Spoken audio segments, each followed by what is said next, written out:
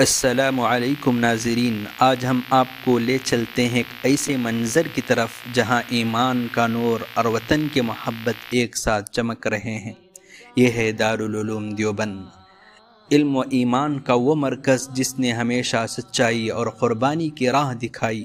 یہاں پر ایک ایمان افروز منظر دیکھا گیا۔ سفید لباس میں ملبوس طلباء، ہاتھوں میں ترنگا تھامے، لبوں پر حب الوطنی کے نعرے اور دلوں میں شہداء کی یاد۔ اس یاترا کا مقصد یہ تھا کہ شہری اپنے گھروں پر قومی پرچم فخر کے ساتھ لہرائیں اور ترنگے سے ایک ذاتی اور جذباتی تعلق پیدا کریں، ایسا تعلق جو نسلوں تک قائم ہے۔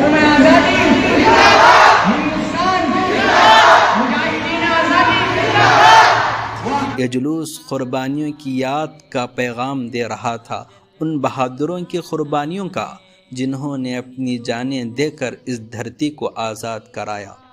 دارالعلوم دیوبند کے اساتذہ، طلباء، ملازمین اور علاقے کے معززین سب نے یکجہتی کے ساتھ شرکت کی۔ قدموں کی رفتار اور نعروں کی گونج میں ایک ہی عہد سنائی دے رہا تھا: یہ وطن ہمارا ہے اور اس کی حفاظت ایمان کا حصہ ہے۔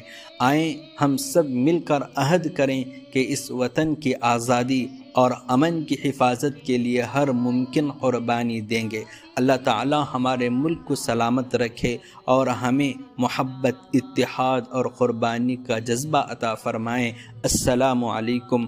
ہر گھر ترنگا، ہر دل ہندوستانی۔